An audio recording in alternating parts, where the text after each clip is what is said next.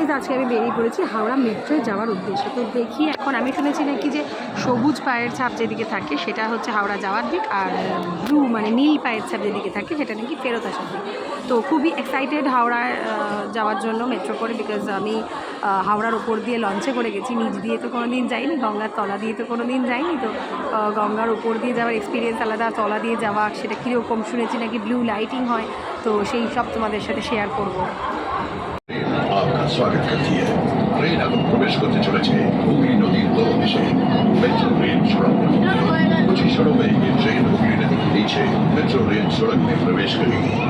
আপনারা রয়েছেন মানে 30 মিটার গভীরে, খবর দিয়ে বয়ে চলেছে গঙ্গা, অনুভব করুন সেই রোমাঞ্চ।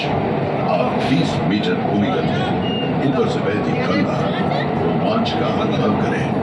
ভারতের বড় নদীর তলদেশ নিয়ে গড়ে তোলা প্রথম রেল সড়ক, যার যুক্ত করেছে শতাব্দী প্রাচীন দুই শহর कोलकाता और Howrah. East west metro corridor की ये सड़क एक प्रमुख नदी के नीचे भारत की पहली रेल सड़क है, जो सदियों पुराने दो शहरों कलकत्ता और हावड़ा को जोड़ती है। निर्माण समय लेगी मात्र 66 दिन, इसे बनाने में केवल 66 दिन लगे। नदी और अतिक्रम करे আমরা প্রবেশ করলাম কলকাতায়। नदी पार करके हम कलकत्ता में दाखिल हुए।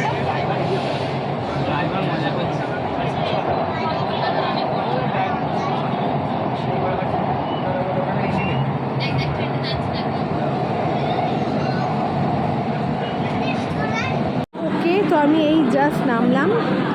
আমার এক্সপিরিয়েন্স খুব ভালো, কারণ কি ওখানে শুধুমাত্র যে লাইটিং হয় তাই নয়, ওখানে প্রত্যেক কটা অ্যানাউন্সমেন্ট হচ্ছিলো সব্যসাচী চক্রবর্তীর ভয়েসে যে কোথা দিয়ে যাচ্ছি, কীভাবে যাচ্ছি। তো আমার ভীষণ ভালো লেগেছে। আর তোমরা কে কে চড়েছো হাওড়া মেট্রোতে আমাকে প্লিজ জানিও, তোমাদের কেমন লাগিয়েছে সেটাও আমাকে জানিও।